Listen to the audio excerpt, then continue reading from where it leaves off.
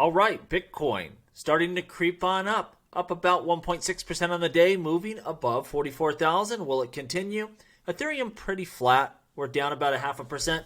XRP up 5.7% on the day, over 68 cents. Will this continue? Will XRP start to stretch its legs? I bet you it does. Now, some of my favorite cryptos going on a romp today. Cardano up 26%. Polkadot, Jungle Link's happy when Polkadot's having a big day. Almost 20% on the day. And Algo still continues to go on a tear, posting an additional 17.8%, almost up to 20 cents. Nice little gain from where we were buying there at 10 cents. Now, this is the deal. Don't take this as a celebration. In the grand scheme of things, these moves are meaningless. Right now, we want to see that Bitcoin ETF get approved. And we want to see kind of how the first quarter of 2024 develops. Anything can happen. Our fortunes can turn in a second. If you've been around crypto, you understand that.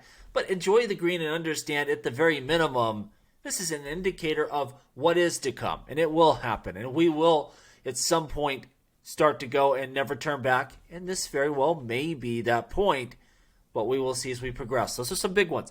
It always concerns me when our short-term fate is in the hands of the SEC to make the right call and to approve that ETF. Even though it's looking like it's going to happen, I don't trust those reptilians. And beyond that, again, there's some stuff happening in the first quarter of 2024. We'll have to see how the overall global economy kind of fares there. But, man, this is looking strong. This is an interesting article. Ripple expands global payment coverage of cross-border payment solution. This is from payments.com. And we see the newly enhanced Ripple Payments, formerly known as RippleNet, enables businesses to leverage the blockchain for easier, faster payments. We get all that. In one key update, Ripple Payments now offers expanded access to Ripple's global network of more than 70 cryptos and traditional payout markets, providing, this is the important part, nearly 100% global payout coverage through a single onboarding. So, this has really been growing at a massive pace. A lot of people laugh because, it's not affecting the price of XRP. But what they're doing here is special, and it's going to pay dividends in the long run. Now, this is what's interesting and really gets me excited.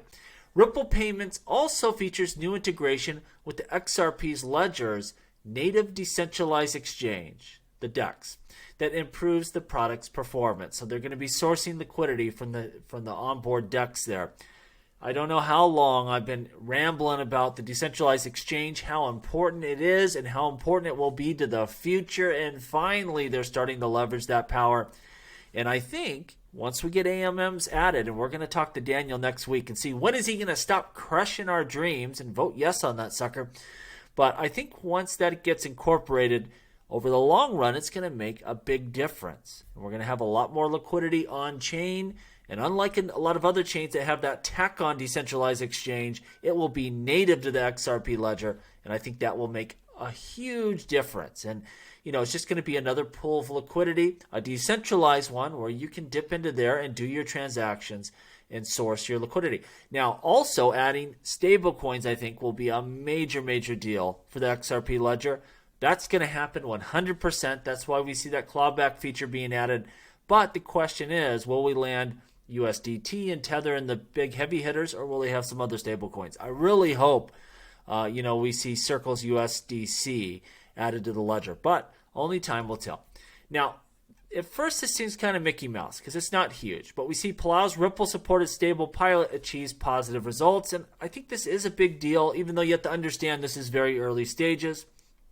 And we see the US dollar-pegged Palau stablecoin was used by 168 volunteers for $100 of retail purchases over 3 months. So, it's not like we are running all of Palau's transactions through this. And further, even if you were, Palau's not very big. If you understand, it's a very, very small country. But still, I think this is massive. And we see, continuing here, the 3-month PSC project was carried out with the participation of Ripple and used the XRP Ledger's central bank digital currency CBDC platform. So they're testing out that feature set. And the finance ministry recruited 168 volunteers among government employees who were able to spend 100 PSC at participating local retailers. So they had some retailers that were up with this system, and they were able to spend their dollars, real dollars, using the XRP ledger, and purchases were made using a phone or a QR code by manually inputting a wallet address.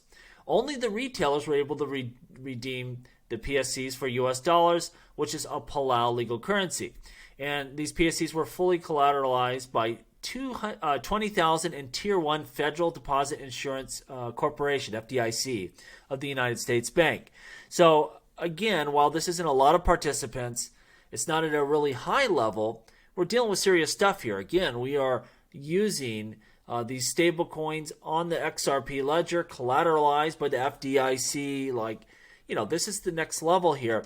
And if it works, there's no reason to think they're not going to roll this out to other areas at a higher level. Again, everything's about being able to get to scale, but it's definitely a start. And it's something we haven't seen elsewhere, working with governments. And I think Palau long-term is going to be a hotbed for this kind of thing. We know they have the digital IDs. They're going to be rolling out digital bank accounts, corporations, addresses, all sorts of stuff. You're going to be able to run a business from anywhere in the world and do it all through Palau because you don't need to be tied to a physical location. We saw that with Binance. Binance had no borders.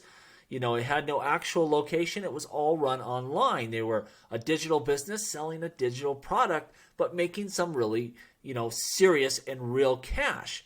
And so I think a lot of people will scoff because of the problems that Binance had, but, that has to do with government stuff and, being able to track the funds and being able to try to exclude people from using that platform. That doesn't mean that type of business setup is bad.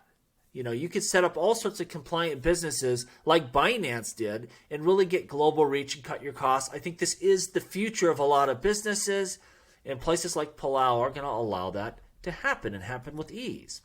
Now we see Fidelity meeting directly with the SEC about a spot Bitcoin fund, and they presented some information to them, their ETF workflow. Again, this is a different level than what we saw in the past. Now, we're dealing with the SEC. That makes me nervous. But on the flip side of things, we don't have some yahoos here that are just tossing in an application. Like, these are some serious players in finance that are used to getting their way. If they don't get it done this round, which it sure looks like they are, it's going to happen. That's what we know, and that's really what's important. But, this isn't like Gemini or someone else. These people are probably going to get it done this round, it's looking like, and they are working very closely with the SEC to make this a reality. Just be ready. It's going to be a shocker if it doesn't happen for some reason. And if that is the case, if we see a denial here, I think it'll just be around custody, and they'll get that worked and fixed, and we will see a Bitcoin ETF and many more crypto ETFs as we continue forward. JP Morgan, this is just another example of how stupid these statements of, Jamie Dimons are. We see where he said, crypto's only for criminals, and he would stop it if he could. And when we look at JP Morgan themselves, well, they've been fined $39 billion for some pretty serious infractions here. Probably right up there with CZ himself, maybe even worse. And they got their own token. Like, this guy is a walking contradiction. You just got to ignore him. And lastly, another reptilian, one of our favorite, Gary Gensler was named one of the most influential in cryptocurrencies of 2023. He said, thank you, CoinDesk, I guess. And the reason being is he's kind of influential for all the wrong reasons. I'm so sick of this guy. I can't wait to get rid of him. We will eventually. We know that. Who knows? The next might be even worse. Let me know what you think down below. And as always, please like, please subscribe. The revolution will be televised right here on Jungle Link.